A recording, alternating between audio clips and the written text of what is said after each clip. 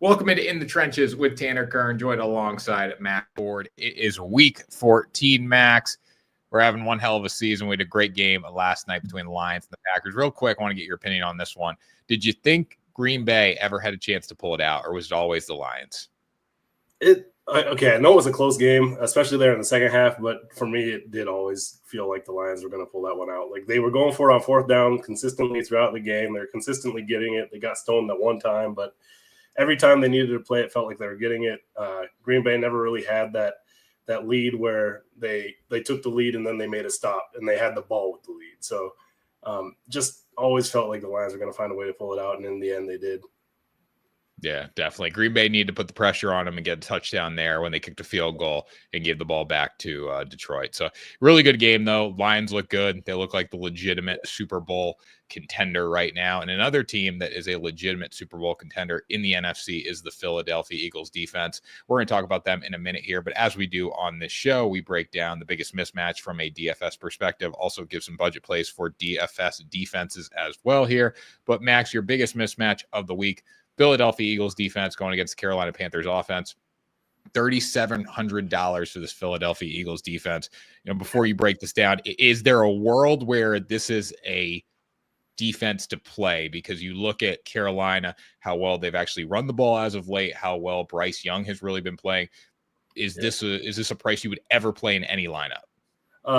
I feel like most weeks probably not, but I do feel like this week there is a chance you might be able to fit them in if you're inclined, because you've got some backup running backs that are potentially looking at some heavy touches. You got Isaac Guerrero, obviously, is the big one there in San Francisco, low priced. You might have Travis Homer this weekend in Chicago with Roshan Johnson and DeAndre Swift, both missing some practice time this week. Got a couple other guys across the league. I'm trying to think. Oh, you got Braylon Allen there on New York Jets, another one that, Breece Hall is doubtful. So you've got a lot of backup running backs that are low price that looking at getting significant touches this weekend. So I think there's a case to be made that if you want to fit in a higher price defense, you can. But we also go and we'll give you some lower price ones too if you want to still spend up on those positions. Yeah, so if you got a little more room to spend, this could be a defense to play here. I'm a little weary. Carolina looked good against my Buccaneers last week, but when you look at the Eagles, they have a lot of dudes, especially up front, Jalen Carter, Jordan Davis, Fletcher Cox, like guys that are going to get the job done here. So why do you think the Eagles are going to be able to shut down what Carolina's been able to do the past few weeks offensively? Those guys you named up front, they've got a nice blend of youth and experience up there up front. They've got guys like Fletcher Cox, Brandon Graham up there that both have been there for a long time, experience, kind of instilled that culture for that team. You've got those two young tackles from Georgia. Both of them have looked great. You got Josh Sweat up there, kind of in between in the age range, but also very productive. Just a really difficult group to go up against up front. And Carolina has been playing better. Bryce Young looks a lot better as well. But we just saw this Eagles defense have a really strong game against one of the top offenses in the league in Baltimore. So this is a defense I think you can take up against anybody, and Carolina is not Baltimore. They are definitely not the Carolina we saw in week 1, week 2. They're better than that, and it's good to see them kind of catch their speed up a little bit, but it's not Baltimore, and Philly is playing defense in a way that they can compete against the elite offenses. And so I think this is just a good play. And you also got those young defensive backs. I know we talk about the trenches here, but those young defensive backs they got on that team, both are looking like really good gets with Cooper DeJean and Quinyon Mitchell there. So I think the future is bright for that team because they've got such a strong defense. It's really youthful. Like I said, they do have some experienced guys, but there's a lot of important pieces there that are really young and going to be there for a while. So I think they're set up for a lot of success going forward. But this weekend, I think they definitely have the upper hand. Yeah. Now, knowing Bryce Young's played a lot better, we saw it last week. You know, Dave Canales has said, like, I want to get into the line of scrimmage by the 20-second mark, or, you know, as close to the time where he can talk to him a little bit at the line of scrimmage, give him 17 seconds to really look and dissect the defense if he needs to. As a, former CFL player, Max, when you're going against a quarterback who may not be great, but he's starting to build and gain some confidence. What's the strategy there from a defensive perspective? You don't want to let him get started. I know like the offense comes out with those scripted plays. They kind of try to probe and feel out how you're going to play defense against them.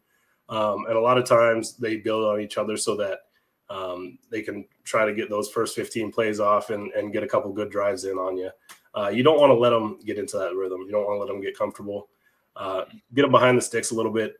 Try to make some of those impact plays right off the bat. Make them feel uncomfortable. Make them feel your presence. And if you can do that early, never let them really settle in. They're always going to be kind of trying to find answers to stop you. It's one of those things like if you're getting pressure early, especially if you can get pressure with four. If you can get pressure with four, like you can drop back in coverage and the guys back there should be able to do their job. So you get pressure with four, maybe they have to start keeping in more guys and they can't even send guys out on routes. You got a real advantage there. So I think just starting fast is a big thing in that scenario.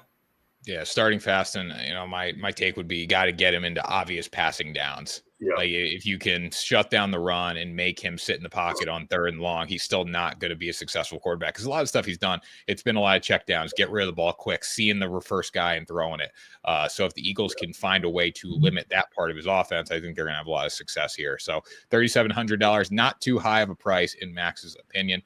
Moving into the budget plays, though, we got 3 of them as usual here. Bears defense, who has been good this season. At times they haven't been great. I think the offense has set them up for failure a lot. But overall, a lot of talent on that team. We've seen the peak side of them. They're very good. Going against 49ers for $2,400 here. Chicago defense, you're saying Maxx potentially interim head coach bump here. San Francisco's really struggled. Now you don't have Christian McCaffrey. I do think they're going to feed George Kittle in this game, which would be my one fear of playing this one. But at the same time, too, no McCaffrey, no Jordan Mason. San Francisco doesn't have much here. So why are you leaning towards the Bears? Yeah, every week it feels like we're talking about the Bears. I try to leave them off for a little bit of variety, but it's just they keep getting priced down. I think a lot of it, like you said, is situation. A lot of times offense doesn't help them out.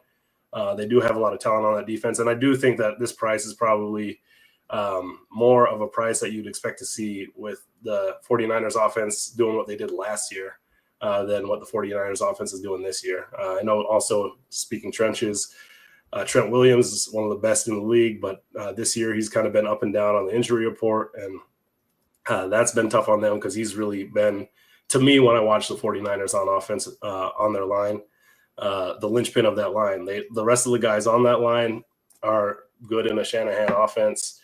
That's not to knock them or anything. Like, they are guys that know how to work that system, that zone system. They can do it, but they're not the kind of guy that's going to take over a game like Trent is. And with him kind of banged up a little bit here and there, like it's been a little bit tougher. This offense is banged up in general, not just on the offensive line. And so I think you're getting a price that's expecting the Kyle Shanahan 49ers offense to be that juggernaut they were last year, when that's really not what we've seen this year. And the Bears have a defense that's made some big plays, and they've won some games on their own this year, even though the Bears haven't won many games recently. So those games were earlier in the season, but they have won games with not a lot of help from the offense. They're a unit that can do that, and there's not a lot of units like that in the league that can just go out there and consistently get stops when their offense isn't doing anything. And this is one that can do it. Playing an offense that is struggling by their standard at $2,400, I think it's a good price. Yeah, definitely. And the Bears, I think the reason we talk about the Bears every week is because they're not winning football games consistently, but the talent is still there on defense, and you're getting a better price on them a lot because we know the offense for them is going to set the defense up for failure a lot of times. But they're starting to put it together a little bit. It's always a good play taking the Bears. When they played the Lions last week, like at times they locked in the red zone. Like that game should have been 100-0 in the first half. Oh yeah, like I remember looking at the first quarter, it was like 10-0 or something like that. It felt like it should have been like 3-score game already, and it's just they really locked in the red zone there. They did allow a lot of yards to get to the red zone each time, but kept them in the game, and they had a chance to win there at the end. I don't know if we haven't got a chance to speak since that game. The end of that game was wild, but Matt Eberflus getting fired. I know we're 10 days removed from it, but that was probably one of the worst clock management decisions I have ever seen in my life. And after the game, he's talking about how, well, we wanted to run the play and then call a timeout. I can understand that perspective. If your quarterback doesn't take a sack, your receivers aren't running verticals, and you're on line, like if you can snap the ball at the 20-second mark, great. Yeah, that's okay. Like, and you can get a play off, 10 seconds to prep, run the play, call a timeout. I'd rather have my kicker not sprinting on the field.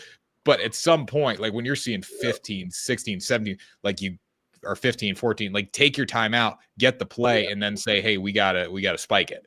Or not, we gotta spike, we gotta run the kicking team out there. Yeah. I just feel like, the amount of outcomes that you have if you call a timeout, especially after a sack, like you said, after a sack, things are kind of out of sorts a little bit for the offense. You call a timeout, you give yourself a chance to, you get tackled inbounds, you can go down, rush the field goal team on. You practice it every week. You have like those situational things you practice a lot of times towards the end of the week, make sure guys are ready.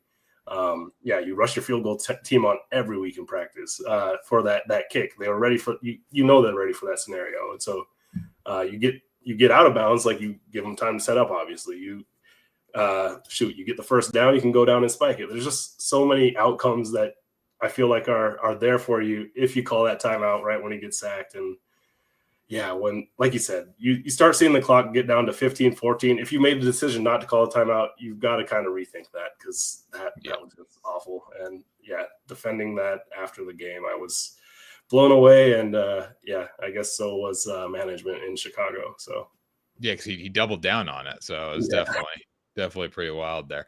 But anyways, Max, moving into our next play here, Seattle Seahawks defense going against the Arizona Cardinals offense. Last time Seattle played Arizona, they were very good. I thought Arizona was going to come out and light it up from an offensive perspective. They did not do that. I think they're going to be better in this game in the second go around, but why are you leaning towards Seattle here for $2,800? This is a defense that I think is kind of finding their stride a little bit. Last couple of weeks, they've been pretty good. They've got defensive touchdowns each of the last 2 weeks. One of those weeks being against the Cardinals, because they just played a couple weeks ago. You've got Leonard Williams seeing a big guy rumble back for a 90-plus yard pick six. You don't get to see it a lot, so you got to love that as a defensive lineman. Seeing the 300-plus pounder go 90 yards for a touchdown is always awesome. I do think it's a defense that's finding their stride. Defensive head coach Mike McDonald obviously is wanting to implement what he does. First year, it's sometimes a little bit harder to get there right away. And I think that maybe what we're seeing is him kind of figuring out his team, how to use them and get the most out of them. They're playing good football right now. And this Cardinals team, it's a team that they do look very good sometimes, and other times look a little bit lost. Last week started off really hot against Minnesota, and then kind of when they needed to make some plays down the stretch, they just weren't there. So even within the same game, sometimes hot and cold. But I think that at the price that we're getting them, I think this is another defense that you can play. One that we haven't talked about a lot here. I think Seattle there, but I think they're kind of rolling right now. Yeah, definitely an interesting pick, because Seattle defensively early in the season they were giving up a lot of points, a lot of yards, but they've settled in now, especially in the division game too. We've seen it consistently. Division games are just much tighter from a defensive perspective. So right off that alone, it's a good play. Always love a good division matchup. The guy across from you pretty well. After a little bit, you get to know each other, settle in, and a little bit of bad blood's good for the fans. Yeah, and that's another thing. I know I go back to the Buccaneers a lot, but people are like, the Raiders +7s is totally free this weekend. It's an easy bet because they're coming off a great game against the Chiefs and they should have won it. Blah blah blah. But it was a division game. You're going against the team. That's your Super Bowl when you don't win football games, playing against the Chiefs. So in this case here, this is a big game. Playoff implications on both sides. Should be tight. So. Like the play out of you, Max. Now we're going into final play here. New Orleans Saints defense, not one that we've heard from in a while from you, going against New York Giants offense, $2,900. The Giants offensive line is one of the worst I've ever seen. I mean, New York Giants, New York Jets, offensive line wise, they cannot protect the quarterback one bit. Whoever's playing quarterback really has no chance just because of how bad the offensive lines have been for both New York teams. And you can't run offense like that. So whatever this price is, it doesn't matter what defense they were going against. I think, honestly, you could put them against the Cincinnati Bengals defense here, and they're still going to – it does not matter because they can't protect anyone. So I do like this play, Max. Yeah. Tell me why. You took the words right out of my mouth, man. It's like when we had the New England Patriots offense on here. I forget the defense that they were playing because, again, it was more of a play about the offense. I think the Patriots offense was going against somebody, and that defense was 20. I think it was the same price. It's either 28 or 2,900. It was one of those things. Is if I see that offense under that $3,000 budget mark, I'm going to have it on this list probably, and that's how I feel about the Giants right now. It's not as much about the Saints, even though I do I grew up a big Cam Jordan fan. He's a little bit older than I am. He's been in the league for like 15 years. Has been productive. Obviously, he's not have the same numbers this year as he's probably used to. I think he still can. I don't know. I think he can still get it done. Maybe have a turn back the clock game against an offensive line like this that's really struggling. You've got Colin Sanders in the middle. You got Granderson on the other edge. Chase Young rotating in. I think this defensive line isn't necessarily it's not a juggernaut.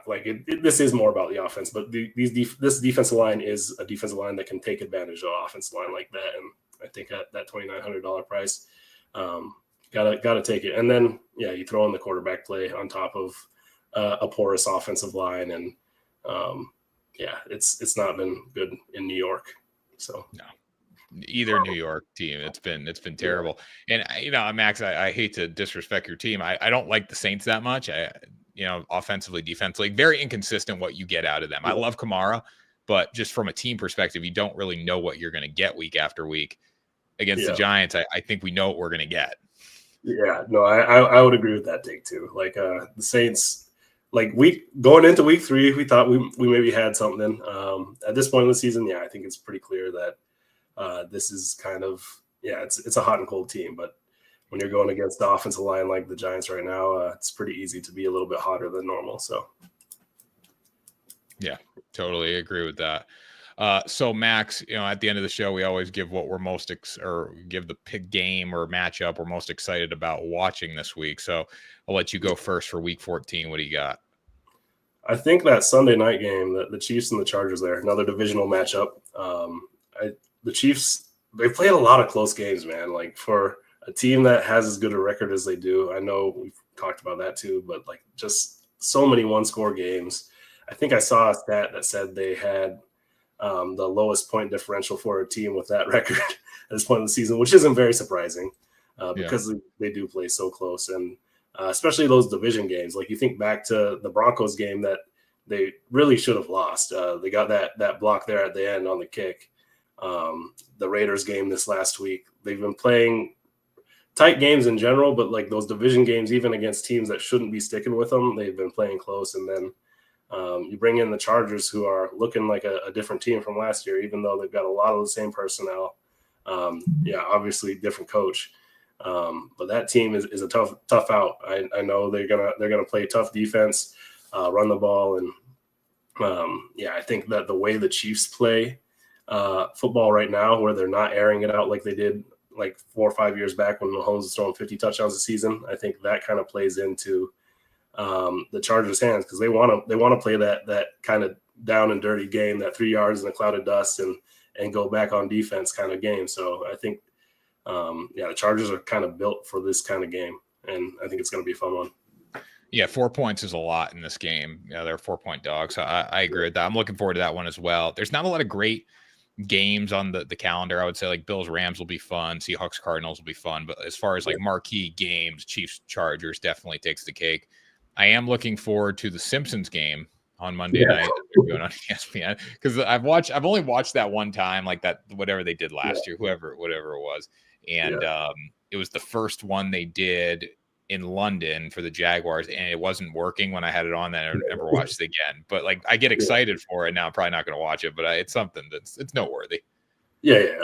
I remember in my fantasy football group chat with some of my buddies. One of my guys, because it is the last week of the regular season for a lot of fantasy football leagues, he was joking about how excited he was to see his season end, watching Simpsons player just not go off on him on the other team. So I thought that was kind of a funny take on it. Just demoralizing to see somebody on somebody else's roster go off in Simpsons form, though. Yeah, definitely. And Max, how could I forget? We got to get to the final question here. I know we're skipping around order a little bit, but if you had to pick one DFS defense this week out of your budget plays to go with, who are you taking? Yeah, shoot. I think that I do. I feel like it's got to be the Saints. Just the situation in New York's dire. I don't I don't love the Saints defense as a standalone unit, but I like the play a lot. I just think that they're not getting much done there on offense. We just saw on Thanksgiving the Giants against the Dallas defense. Just it felt like Drew Lock was on his back half the game, and yeah, they have Micah Parsons, which makes it a little bit easier, and they got some contributions. Overshown, I think, is a guy we talked about before the game, made a big play in the game, but I just think that, you got a quarterback that's on his back that much, it gets in his head, and it's hard to get over that. So I think the Saints might be the play here, though I am looking at going against that 49ers defense offense too is a little bit appetizing, especially at 2,400. But I'll stick with the Saints. I think Saints would be my play too. I mean, when you look at the 49ers offensively, they can go off, but they have no running backs to go off right now. So that's good. That's going to be hard for them. And the Bears defense has been good. So I think that's a decent play there. But I am more, even with all the injuries right now, I'm more afraid of the 49ers offense than I am of the New York Giants offense. So I will gladly take the Saints defense. I think they're going to have success rushing the passer and make it a rough day for New York. So we're in alignment there, Max. Hey, love it when that happens because I know you're a smart guy. Definitely. Same to you, man. So, guys, that was In the Trenches for week 14. Tanner Kern joined alongside Max Forde. We'll be back next week. We will be back to regular time next week. We had some schedule changes I had to push it to Friday, but we will see you guys on Thursday, 6:30 before kickoff of Thursday Night Football. And we hope to talk to you then. Have a good one.